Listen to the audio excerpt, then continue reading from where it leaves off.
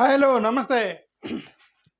చంద్రబాబు నాయుడు గారు గౌరవ ముఖ్యమంత్రి, ఆంధ్రప్రదేశ్ గౌరవ ముఖ్యమంత్రి అట్టడుగున ఉన్నటువంటి పేదవాళ్ళకి టాప్ మోస్ట్లో ఉన్న రిచ్ పీపుల్ మీరు అడాప్ట్ చేసుకొని శ్రీమంతుడైపోయి మీరు వాళ్ళకి హెల్ప్ చేయాలని నేను P4 ప్రోగ్రాం పెట్టానని చెప్పేసి గత కొంతకాలం నుంచి చెప్తున్నారు. ఆ P4 ప్రోగ్రాం గురించి చంద్రబాబు నాయుడు గారు పెట్టినటువంటి 2 P'లు అయితే నేను యాక్సెప్ట్ చేయట్లేదు, 2 P'లు అయితే నేను యాక్సెప్ట్ చేస్తా. ఆయన ఏమన్నారు, పీపుల్, ప్రైవేట్, పబ్లిక్ పార్ట్నర్షిప్ అన్నారు. సరే ఓకే, దీంట్లో 3 P'లు యాక్సెప్ట్ చేస్తా. పబ్లిక్, పీపుల్, పార్ట్నర్షిప్ యాక్సెప్ట్ చేస్తాం, కానీ ప్రైవేట్ అనేది నేను ఎట్టి పరిస్థితులు యాక్సెప్ట్ చేయను. నాకు పర్సనల్గా ఇప్పుడు నేను యాక్సెప్ట్ చేసినా చేయకపోయినా దాన్ని నేను పెద్ద ఆంధ్రప్రదేశ్ రాష్ట్రం నేను పెద్ద ఏమి ఇన్ఫ్లుయెన్స్ చేసేది ఏం లేదు. నేను చెప్పగలను అంత తప్ప నా ఇంపాక్ట్ ఏం పెద్ద ఏమి ఉండదు రాష్ట్రం మీద. ఓకే, బట్ కాకపోతే ఏంటంటే కొద్దిగా ఏం జరుగుతుంది అనేది మీకు చెప్పగలను. నేను అది ఇప్పుడు చెప్తున్నా. ఓకే, ఇప్పుడు చంద్రబాబు నాయుడు గారు పెట్టినటువంటి P4లో పబ్లిక్, పీపుల్, ప్రైవేటు, పార్ట్నర్షిప్, ఈ పార్ట్నర్షిప్ ప్రోగ్రాంలో ఈ పబ్లిక్, ప్రైవేటు దాని గురించి మనం తర్వాత మాట్లాడదాం. అదొక పెద్ద, అది అసలుకి భయంకరమైనటువంటి అన్యాయం చేసేటువంటిది ప్రైవేట్ అనేది. ఓకే, దాని సంగతి మనం తర్వాత మాట్లాడదాం. నేను ఈరోజు ఏం మాట్లాడుతున్నానంటే పీపుల్ పార్ట్నర్షిప్ అనే దాని గురించి మాట్లాడుతున్నా. ఈ పీపుల్ పార్ట్నర్షిప్ అనేది చంద్రబాబు నాయుడు గారు ఏం మాట్లాడుతున్నారంటే, పీపుల్ మీరు ఇన్వాల్వ్ అయ్యి టాప్ 20 వాళ్ళు, లోయెస్ట్ 20 వాళ్ళని మీరు అడాప్ట్ చేసుకొని వాళ్ళకి మీరు సహాయం చేయండి అని చంద్రబాబు నాయుడు గారు అన్నారు. అది మంచి పని. ఓకే, నిజంగా అది జరిగితే అంతకన్నా బెస్ట్ స్కీమ్ ఏం లేదు. దానివల్ల చాలామంది పేదవాళ్ళని పైకి తీసుకురావచ్చు. కాకపోతే ఏంటంటే ఆ రిచ్ పీపుల్ ముందుకు వచ్చి చెయ్యాలి అని అంటే ఫస్ట్ రిచ్ పర్సనే దాన్ని ఇనిషియేషన్ తీసుకోవాలి. ఎవరు రిచ్ పర్సన్ అంటే చంద్రబాబు నాయుడు గారు రీసెంట్గా ADR వాళ్ళు ఇచ్చినటువంటి రిపోర్ట్ ప్రకారం భారతదేశం మొత్తం మీద రిచెస్ట్ సీఎం ఎవరంటే చంద్రబాబు నాయుడు గారే. అంటే first richest CM Chandrababu Naidu గారు. ఏది ADR ప్రకారం. పూరెస్ట్ మమతా బెనర్జీ అని రాశారు. ఓకే, సరే పూరెస్ట్ వదిలేండి, రిచెస్ట్ చంద్రబాబు నాయుడు గారు. ADR రిచెస్ట్ చంద్రబాబు నాయుడు గారు అయితే దాని ఏముందండి, అన్నీ చెప్తారేంటి, అన్నీ వాళ్ళు చెప్పరు కదా, కొన్ని సీక్రెట్గా డబ్బులు ఉంటాయి కదా అని అనుకుంటారు జనరల్గా. దాన్ని కూడా చంద్రబాబు నాయుడు గారే క్లారిటీ ఇచ్చారు. ఏమని, నాకు 1,00,000 కోట్లు ఉన్నాయి అన్నారు ఒకసారి. నాకు 1,00,000 కోట్లు ఉన్నాయండి, ఆఫ్టర్ ఆల్ 380 కోట్ల రూపాయలు స్కిల్ డెవలప్మెంట్లు నేను స్కామ్ చేస్తానని పబ్లిక్గానే ఒక ప్రసంగం ఇచ్చారు. 1,00,000 కోట్లు ఆస్తిపరండి అని. అంటే ADR చెప్పింది రిచెస్ట్ అని, చంద్రబాబు నాయుడు గారు కూడా చెప్పారు ఆమె రిచెస్ట్ అని. ఓకే, 1,00,000 కోట్లు ఉన్నాయని. సరే, భువనేశ్వరి గారు కూడా ఎప్పుడో ఒక కాంటెక్స్ట్లో మాట్లాడుతూ మేము 4% షేర్లు అమ్ముకుంటేనో 2% షేర్లు అమ్ముకుంటేనే మాకు చాలా డబ్బులు వస్తాయని ఏదో ఒక అన్నారు. ఓకే, సరే ఏదేమైనా సరే రిచెస్ట్ పీపుల్లో చంద్రబాబు నాయుడు గారు ఒకరున్నారు, అది అందరికీ తెలిసిన విషయం. ఇప్పుడు నేననేది ఏంటంటే, ఒక రిచ్ పర్సన్ అయినటువంటి చంద్రబాబు నాయుడు గారు పూరెస్ట్ విలేజ్ని కనుక అడాప్ట్ చేసుకుంటే అది ఒక రోల్ మోడల్గా అందరు ముందుకు వస్తారని నేను ముఖ్యమంత్రి గారికి రిక్వెస్ట్ చేస్తున్నాను. మీరు ఒక పూరెస్ట్ విలేజ్ ఇన్ ఆంధ్రప్రదేశ్ని మీరు అడాప్ట్ చేసుకోండి చంద్రబాబు నాయుడు గారు. మరి ఇప్పుడు పూరెస్ట్ విలేజ్ ఎక్కడ దొరికిద్ది అని అంటే, నాకు దొరికిన ప్రకారం ఆంధ్రప్రదేశ్ మొత్తంలో చాలా మరీ బిలో పావర్టీ లైన్లో నివసిస్తున్నటువంటి జిల్లా ఏమైనా ఉందంటే కర్నూలు జిల్లా. మరి కర్నూలు జిల్లాలో చాలామంది ఎక్కువగా వైఎస్ఆర్సీపీకి ఓటేసే వాళ్ళు ఉన్నారు కదా. మరి ఆ కర్నూలు జిల్లా కాదు, మన టీడీపీ వాళ్ళు ఎక్కడైతే ఓటేస్తారు. ఎందుకంటే ఆల్రెడీ చంద్రబాబు నాయుడు గారు అన్నారు ఏమని, వైసీపీ వాడిగా ఎవడికి పనులు చేయొద్దని ఆయన అన్నారు. ఓకే, వైసీపీ ఎవడికి మీరు పనులు చేయొద్దు, మొత్తం మన కార్యకర్తలకే పనిచేయండి అని ఒకసారి ఆయన చెప్పారు. ఓకే, పబ్లిక్గానే చెప్పారు. ఇవన్నీ ఆన్ రికార్డులోనే ఉన్నాయి. నేనేం పెద్ద ఎలిగేషన్ ఏం చేయట్లేదు చంద్రబాబు నాయుడు గారి మీద. ఫస్ట్ ఆఫ్ ఆల్ నేను ఏం మాట్లాడినా సరే నేను ఆన్లైన్లో తిరుగుతున్నాయి మాట్లాడితేనే తప్ప నా కొత్తగా ఏమీ నేను సృష్టించి మాట్లాడినా. ఓకే, ఎందుకంటే నాకు తెలియదు, నేను చాలా పిరుకోండి, మళ్ళీ ఎందుకు వచ్చిన కూడా వీళ్ళతో అని చెప్పి నేను ఉన్నదే చెప్తాను తప్ప నేను కొత్తగా సృష్టించి ఏం మాట్లాడను. నేను గతంలో చెప్పిన చాలా పిరుకోండి అని చెప్పి భయం ఎక్కువ నాకు. ఓకే, నేనేమన్నానంటే చంద్రబాబు నాయుడు గారే అన్నారు వైఎస్ఆర్సీపీ వాళ్ళకి పనులు చేయొద్దు అని అన్నారు.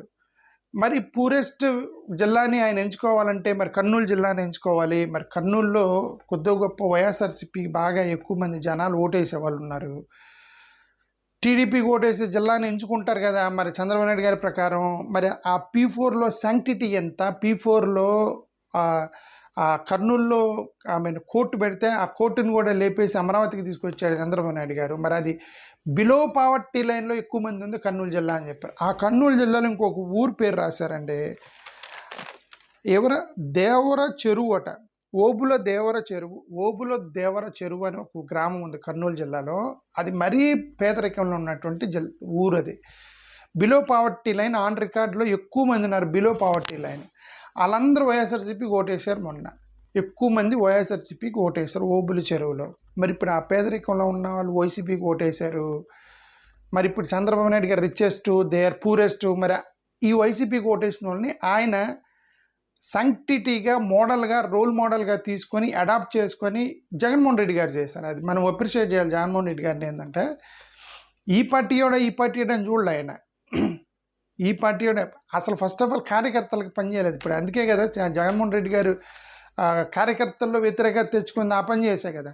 జగన్మోహన్ రెడ్డి గారు ఏం చేశారు, వాలంటీర్స్ని పెట్టి ఆ పార్టీ ఈ పార్టీ ఏమి చూడలే, ఓన్లీ ఆన్ స్టాటిస్టిక్స్ బేస్ చేసుకొని ప్రతి పేదోడికి సర్వ్ చేశాడు జగన్మోహన్ రెడ్డి. ఓకే, అది మీ అందరికీ తెలుసు. అది ఓకే, నేనేమో ఆయన్ని అప్రిషియేట్ చేస్తానని పొగుడుతున్నాను అనుకోకండి, ఇది ఫండమెంటల్ ఫ్యాక్ట్. అదే కార్యకర్తలను కూడా పక్కన పడేసి ఆయన వాలంటీర్ సిస్టమ్ పెట్టి, గ్రామ వాలంటీర్ సిస్టమ్, గ్రామ సచివాలయ వ్యవస్థ పెట్టి జగన్మోహన్ రెడ్డి ఏం చేశారు, ఆయన ప్రతి పేదోడికి ఆ టీడీపీ వైసీపీ అని లేకుండా ఇర్రెస్పెక్టివ్ ఆఫ్ ది పార్టీ ప్రతి పేదవాడికి సర్వ్ చేశాడు ఆయన. ఇప్పుడు చంద్రబాబు నాయుడు గారికి కూడా అది చేస్తే మంచిది. బట్ ఎనివే ఆయన మొన్న రీసెంట్గా అన్నారు, మీరు వైసీపీ వాళ్ళకి పని చేయొద్దు అన్నారు. మరి కాంట్రాక్ట్ బేస్లో అన్నారా లేకపోతే ఏంటి అనేది మరి నూరుజారు అన్నారా మనకైతే తెలియదు. బట్ అలాగని వైసీపీ వాళ్ళకి స్కీములు ఇవ్వట్లేదంటే ఇస్తారు. ఎందుకు ఇవ్వరంటే ప్రతి ముఖ్యమంత్రి ఇస్తారు, అంత వివక్షను చూపించరు. బట్ నేనేమనేదంటే చంద్రబాబు నాయుడు గారు ఆ గ్రామాన్ని కనుక ఆయన అడాప్ట్ చేసుకుంటే it becomes a role model కదా అని నా ఉద్దేశం అంతే. మోరోవర్ ఇది ఇక్కడ ఎవరో టైటిల్ పెట్టారు చూడండి, వామ్మో ఇన్ని ఆస్తులు ఉన్నాయని చెప్పి ఆర్టీవీ వాళ్ళు ఒక టైటిల్ పెట్టి ఇది ఎక్కువ మంది టీడీపీ వాళ్ళు బీజేపీ వాళ్ళు బొమ్మలు వేశారు. ఇక్కడ టీడీపీ వాళ్ళు బీజేపీ వాళ్ళు బొమ్మలు అంటే ఎక్కువగా రిచ్ పీపుల్ ఎక్కడున్నారు, టీడీపీ బీజేపీలో ఎక్కువ మంది రిచ్ పీపుల్ ఉన్నారు. మీరు ముందుకు వచ్చి ఫస్ట్ మీరు అడాప్ట్ చేసుకోండి, ఒక పేద గ్రామీణ ప్రాంతాల్లో ఉన్న పేదల్ని మీరు అడాప్ట్ చేసుకుంటే అప్పుడు మిగతా వాళ్ళు వస్తారు. వీళ్ళు పిలిపిస్తున్నారు, మీరు రిచ్ పీపుల్ రండి రండి రండి అని, మీరు రండి, మీరు వచ్చి పేదవాళ్ళని మీరు అడాప్ట్ చేసుకోండి, అదే P4 ప్రోగ్రామ్ అని పిలిపిస్తున్నారు. ఫస్ట్ ఆఫ్ ఆల్ మీరే రిచ్ పీపుల్ కదా, మీరే కదా అడాప్ట్ చేసుకోవాలి. ఇక రండి రండి అనే ఉంది మీరు యూ అడాప్ట్ ఫస్ట్, ఆ తర్వాత రిచ్ పీపుల్ ఆటోమేటిక్గా వస్తారు. ఓకే అనేది నా ఉద్దేశం. సరే, ఇప్పుడు ఈ పావర్టీ లైన్లో కూడా మళ్ళీ ఇంక ఇదేమన్నా లెక్కలు, మళ్ళీ ఇదేదో ఊరికే పేరుకి పెట్టి ఇదేమంటారు, నరేంద్ర మోడీ గారి కనుక 25 కోట్ల మందిని మేము 25 కోట్ల మందిని మేము ఏమంటారు పేదరికం నుంచి బయటికి తీసుకొచ్చాడు నరేంద్ర మోడీ గారు అన్నారు. అసలు ఆ కథ చెప్తామండి, మీరు ఆశ్చర్యపోతారు అది చెప్తే. ఇది చూడండి, గ్లోబల్ మల్టీ పావర్టీ ఇండెక్స్. ఇది ఎలాగ భారతదేశము 2011లో 25% పేదలు ఉన్నారు, బిలో పావర్టీ లైన్లో. 2011 లెక్కల ప్రకారం 25% పేదలు బిలో పావర్టీ లైన్లో ఉంటే 2024కి వచ్చేసరికి 8%కి పడిపోయిందండి భారతదేశంలో పేదరికం. 25 నుంచి 8% పెరిగిపోయింది. ఓ దేవుడా, పేదరికాన్ని బయటికి తీసుకొచ్చేసారు, పేదరికం నుంచి బయటపడ్డారు. ఇక అందరు రిచ్ అయిపోయారు, అందరు బంగారం గాజులు వేసుకొని ముందుకి అందరు ప్రతి గ్రామీణ ప్రాంతాల్లో బంగారం వేసుకొని తిరుగుతున్నారు అని అనుకోకండి. గ్రామీణ ప్రాంతాల్లో ఏం మారలా, రికార్డుల్లో మారాయి. రికార్డులు ఎలా మారాయో చెప్తున్నాను వినండి జాగ్రత్తగా. ఇప్పుడు ఇది global multi dimensional poverty index. ప్రపంచంలో అన్ని దేశాలు కూడా ఈ గ్లోబల్ యునైటెడ్ నేషన్స్ వాళ్ళు ఇది క్యాలిక్యులేట్ చేస్తారు. యునైటెడ్ నేషన్స్ వాళ్ళు global multi dimensional poverty index. Okay, ఇప్పుడు ఈ 3 స్టాండర్డ్ పారామీటర్ తీసుకున్నారండి. ఇది హెల్త్ స్టాండర్డ్ పారామీటర్ తీసుకున్నారు. హెల్త్లో 2 క్యాలిక్యులేట్ చేశారు, న్యూట్రిషను, చైల్డ్ మోర్టాలిటీ. అంటే న్యూట్రిషన్ అంటే పుట్టిన పిల్లలకి నువ్వేమి ఇవ్వగలుగుతున్నావు, బూస్టు, హార్లిక్స్, కనీసం మినిమం కాల్షియం టాబ్లెట్స్ ఇవన్నీ ఇవ్వగలుగుతున్నావా లేవా పిల్లోడికి, కనీ వదిలేసారా పిల్లోడు, దాన్ని బట్టి పేదరికాన్ని న్యూట్రిషన్ ఫుడ్ పిల్లలకి ఇవ్వగలుగుతున్నారా లేదా అనే దాని మీద ఒకటి క్యాలిక్యులేట్ చేయమన్నారండి ఎవరు, యునైటెడ్ నేషన్స్ వాళ్ళు.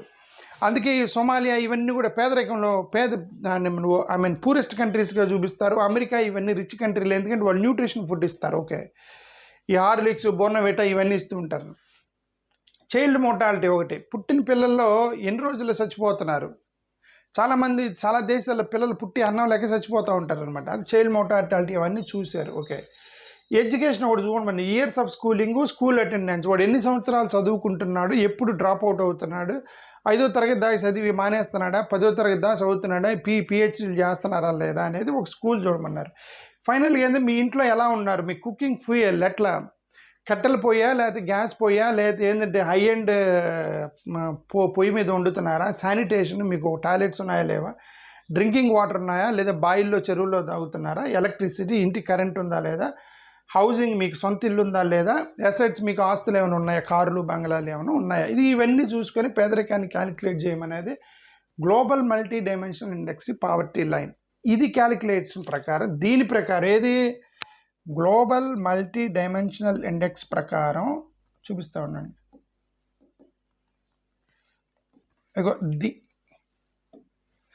దీని ప్రకారం ఇండియా ఆల్మోస్ట్ 20 to 25, నాకు ఎగ్జాక్ట్గా గుర్తులేదు, 20 to 25% below poverty line in 2013 కూడా 13లో కూడా అదే ర్యాంక్ వచ్చింది ఆల్మోస్ట్. చూడండి, ఏది గ్లోబల్ మల్టీ ఇండెక్స్ ప్రకారం 20-25%. సడన్లీ ఇది ఇండియన్ ర్యాంకింగ్, ఇది ఇండియాది, ఇది ఇండియా వాళ్ళు ఇచ్చింది. 2024 8%. ఓయమ్మ, 25% నుంచి 8%కి పేదలు టక్కన పడిపోయారు, తగ్గిపోయారు. సడన్గా రిచ్ అయ్యారు వీళ్ళందరూ. ఎలా రిచ్ అయ్యారా వీళ్ళందరూ అంటే, ఇదిగో మనోళ్ళకి ఈ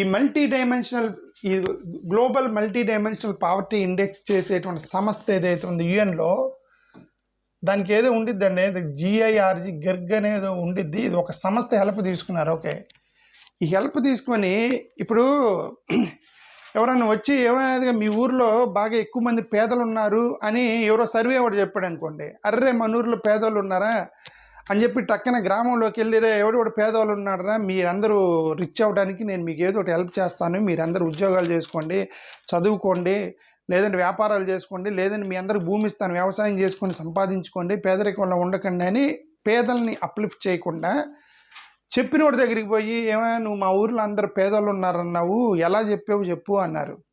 ఇదిగోండి, నువ్వు పంపించిన డేటానే, మీ డేటా ప్రకారం, ఇది ఈ డేటా మొత్తం ప్రకారం మేమే మీ ఇండియాకి వచ్చి సర్వే చేయలేదు కదా, మీరు పంపించిన డేటా ప్రకారమే ఇది పేదరికంలో చూపిస్తుంది. అది పలానోడి దగ్గర వాడు న్యూట్రిషన్ కూడా ఇవ్వలేబడి నువ్వే డేటా ఇచ్చావు నాకు. అచ్చా, నేను ఇచ్చిన డేటా ప్రకారం చెబుతున్నావు అంతే కదా. యాస్, నువ్వు ఇచ్చిన డేటా ప్రకారమే చెబుతున్నా.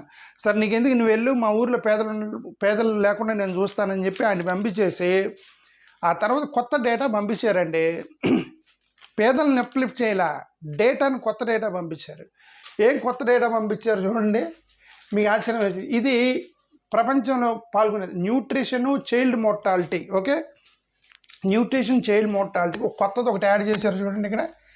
ఇక్కడ చూడండి యాడ్ చేశారు. ఏమని, యాంటీనేటనల్ కేర్ అనేది ఒకటి యాడ్ చేశారు. యాంటీనేటనల్ కేర్ ఇది ఇండియాది. ఇది గ్లోబల్ మల్టీ ఇండెక్స్ గ్లోబల్కి సంబంధించింది. మరి ఇదేంటంటే మరి గ్లోబల్ది మరి ఇండియా వాళ్ళు ఎలా మారుస్తారంటే ఇక్కడ కూడా జరిగింది. ఇది మనోళ్ళు వీళ్ళతో టచ్లోకి వెళ్ళిపోయి, ఇది కూడా మేము పంపించిన డేటా ప్రకారం మీరు క్యాలిక్యులేట్ చేయండి అని వీళ్ళు ఫ్రీడమ్ తీసుకున్నారు. ఇప్పుడు వీళ్ళు ఏం చేశారంటే, పేదరికాన్ని క్యాలిక్యులేట్ చేయడానికి పారామీటర్స్ మీ దేశాల్లో మీరే ఎంచుకొని మాకు డేటా పంపించండి, దాని ప్రకారం మేము క్యాలిక్యులేట్ చేస్తామని వీళ్ళు పర్మిషన్ ఇచ్చారు. అది కూడా జరిగింది 2020 తర్వాతనే జరిగింది. మోడీ గారి ప్రభుత్వం వచ్చిన తర్వాత వీళ్ళని ఒప్పించారు. దానికి మేము పంపించిన డేటా ప్రకారం నువ్వు క్యాలిక్యులేట్ చేయమన్నారు. ఇప్పుడు ఇది యాంటీనేటల్ కేర్ ఒకటి యాడ్ చేశారు. ఏందా యాంటీనేటల్ కేర్ అంటే, చిన్నపిల్లల్ని ఎంత జాగ్రత్తగా చూసుకుంటున్నారు, బాలింతల్ని ఎంత జాగ్రత్తగా చూసుకుంటున్నారు అనేది యాంటీనేటల్ కేర్. ఓకే, ఇదేంటంటే పుట్టిన ప్రతి పిల్లోడిని తల్లి బాగానే చూసుకునేది కదా. మరి ఇదేంది, మళ్ళీ దాన్ని బట్టి నువ్వు ఎలా క్యాలిక్యులేట్ చేస్తావు అంటే, తల్లి చూసుకోవడం కదా, గవర్నమెంట్ పుట్టిన బాలింతల్ని పిల్లల్ని ఎంత జాగ్రత్తగా చూసుకుంటున్నారు అనే దాన్ని కొత్తగా యాడ్ చేశారు. ఆ యాడ్ చేయడం ద్వారా ఇప్పుడు ఏమైంది, ఈ అంగన్వాడీ వాళ్ళు, ఆశా వర్కర్సు ఇట్లాంటి వాళ్ళు మొత్తం కూడా బాలింతలకి పాల ప్యాకెట్లు, పాల పౌడర్లు ఇస్తారు కదండి. ఆ ఎంతమందికి అయితే ఇచ్చారో వాళ్ళని ఇక్కడ డేటాలో పెట్టాడు. అంటే పేదరికం నుంచి బయటకు వచ్చినట్టు పెట్టారు ఇక్కడ. అంటే నువ్వు ఒక బాలింతకి వెళ్ళి గవర్నమెంట్ తరపు నుంచి ఒక పాల ప్యాకెట్, ఒక పాల పౌడర్ ఇచ్చేస్తే వాళ్ళు పేదరికం నుంచి బయటకు వచ్చేసినట్ట ఇక్కడ పెట్టారు కొత్తగా. ఇది ఇక్కడ లేదు, గ్లోబల్ ఇండెక్స్లో లేదు, మన ఇండియన్ ఇండెక్స్లో కొత్తగా పెట్టారు యాంటీనేటల్ కేర్ అని. అంటే ఎవరెవరైతే తల్లులు, పిల్లలు గవర్నమెంట్ నుంచి పాల ప్యాకెట్లు తీసుకుంటున్నారో వాళ్ళు సడన్గా రిచ్ అయిపోయినట్టు చూపిస్తే మరి పేదరికం తగ్గదా రికార్డుల్లో? సర్ప్రైజింగ్ అది. ఇంకొక సర్ప్రైజింగ్ చెప్తున్నాను, మీరు షాక్ తింటారు. ఇక్కడ చూడండి, ఇక్కడ ఎన్ని ఉన్నాయి? 1 2 3 4 5 6 ఉన్నాయి. ఇక్కడ ఇండియా దాంట్లో ఎన్ని ఉన్నాయి? 1 2 3 4 5 6 7 ఉన్నాయి. ఇదేంటంటే ఇక్కడ ఒకటి పెరిగింది అంటే ఇది చిన్న లాస్ట్ ఒకటి పెంచారు చూడండి. బ్యాంక్ అకౌంట్ చెక్ చేశారా? బ్యాంక్ అకౌంట్ ఉంటే పేదరికం నుంచి బయటకు వచ్చేస్తాడండి. నరేంద్ర మోడీ గారు అన్నారు, మీరందరూ ఏదో స్కీమ్ వేస్తారట, ఒక్కొక్కడికి 15 లక్షలు వేస్తారట, బ్లాక్ మనీని తీసుకొచ్చేసి అందరూ బ్యాంక్ అకౌంట్లు ఓపెన్ చేయండి అంటే, బ్యాంక్ అకౌంట్ ఓపెన్ చేయడానికి రానివాడు కూడా పోయి బ్యాంక్ అకౌంట్ ఓపెన్ చేశాడు. బ్యాంక్ అకౌంట్ ఓపెన్ చేసి దాంట్లో డబ్బులు ఉండదా? బ్యాంక్ అకౌంట్ ఉన్న వాడికి, ఇదిగోండి మా భారతదేశంలో 25 కోట్ల మందికి బ్యాంక్ అకౌంట్లు ఓపెన్ చేసాము. So there no more poor. కుదిరిద్దా? అది కుదిరిద్దా?